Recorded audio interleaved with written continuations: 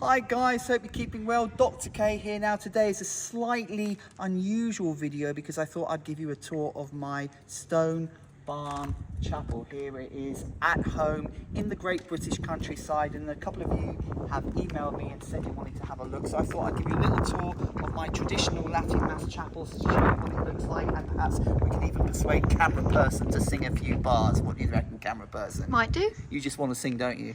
Might do. Yes, you do. Anyway, come in. Now, we don't have the Blessed Sacrament reserved in the chapel, so that's why I'm speaking in a normal voice. Obviously, if we had the Blessed Sacrament, I'd be speaking in hushed tones. But this is basically the chapel. It is 200 years old, unconverted, and you can even see the wooden beams are still up there, holding the whole thing together. I don't think it's got woodworm, but coming back into this, it does feel like you're going back 200 years of age, and there's something about an unconverted stone barn chapel that is a little bit like a time machine. It is like going back in time, and what with all the antiques in here, it has a very, very special vibe. So I just want to show you a couple of the special things I've got here. This, for example, here it's an illuminated manuscript done over 100 years ago by a nun in a convent, all hand done and handwritten. Look at the detail on that, and the convent was getting rid of it. It's kind of like a triptych, which means it's divided into three, and she wrote that and did all the pictures, and a beautiful sacred item to have in the chapel. This is what's called sanctuary, where the altar is. If you come through here, you'll see we've got the altar here. I'll start you here on the right hand side. You've got the priest's chair there, with all these intricate carvings in. You've got the prayers when the priest vests in Latin and English. So every time he puts on an item of sacred clothing, he says a specific prayer. You've got a little icon there of Our Lady. And of course, from the convent up north, which was getting rid of so much of its beautiful stuff, we have this beautiful tapestry, which dates from the 1870s, of Our Lady, handmade, 150 years of age, and absolutely exquisite. Here again, you have a section devoted to Our Lady. You've got a Russian icon there, which is full of rich symbolism. You've got Our Lady of Perpetual Help there. And of course, here you have the altar itself. Now, if you don't know what a Catholic altar looks like, one of the central features of a Catholic altar is that it has what's called an altar stone. Now, this is what an altar stone looks like. I actually picked this up from an antique shop, and it's got 5 crosses on it, symbolizing the 5 wounds of Christ. And there you can see that it's been sealed up. Inside that are relics of saints and martyrs, and that's put into the altar, and Mass is said over this, because originally the Masses were said over the altars of martyrs in the catacombs. That's how the Mass started. And of course, if you turn over here, you'll see that this was consecrated at Westminster Cathedral in 1948. So a very old altar stone. Again, it's amazing the things you can actually pick up from antique shops. At the altar, you can see 3 cards here, 3 Mass cards, and on those cards, they're like cheat cards. So when the priest is saying the Mass in Latin, if he forgets any of the words, you've kind of got a little cheat sheet there, 3 separate cards there with the words of the Mass on it in case he forgets it. We've got some precious relics around the altar, particularly this one. This here, if you do this closely, of this reliquary, this is actually quite a large bone relic, a first-class relic of, if you can see the writing, I don't know if you can see, it says St. Thomas the Apostle, who was known as Doubting Thomas. So he died in India, and we've got a relic of him here. The original Doubting Thomas, he was the disciple who missed it when Christ resurrected, and he didn't believe, and he said, I have to put my hands in the side of Christ, Doubting Thomas. So that's his relic there.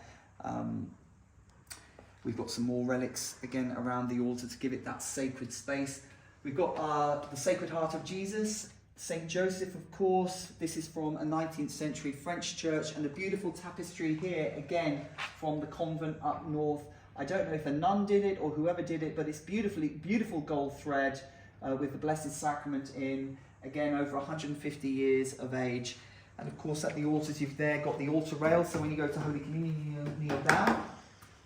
And around the chapel, you've got the Stations of the Cross, which are depictions of the last few hours of the life of Christ as he took the cross up to Mount Calvary, and apparently the Stations of the Cross developed from, and Our Lady used to go around when Jesus had ascended into heaven. She went round and visited the places where the Passion took place. She used to meditate on it, and that's how the Stations of the Cross came to be.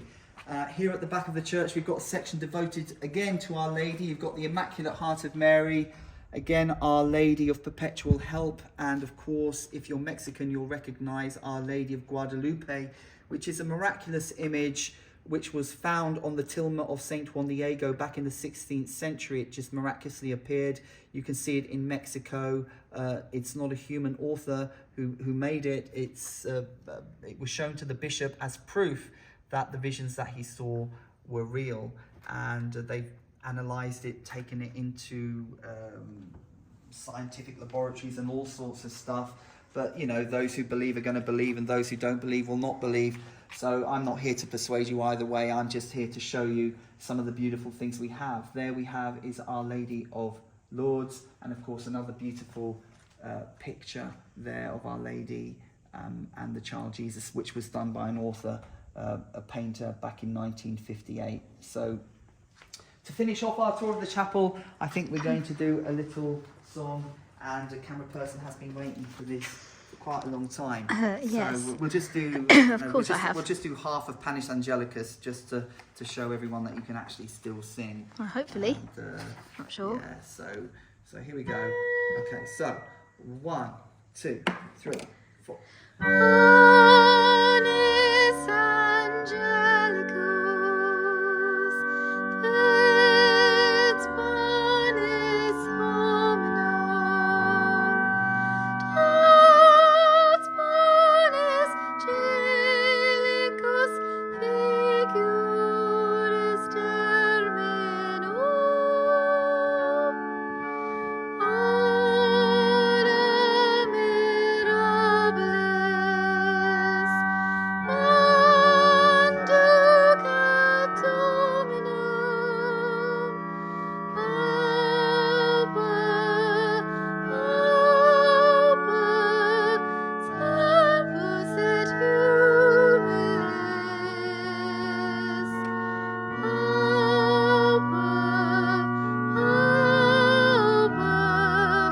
salvus et humilis.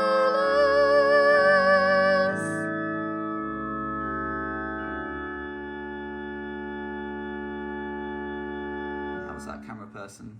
That sounded, well, I don't know.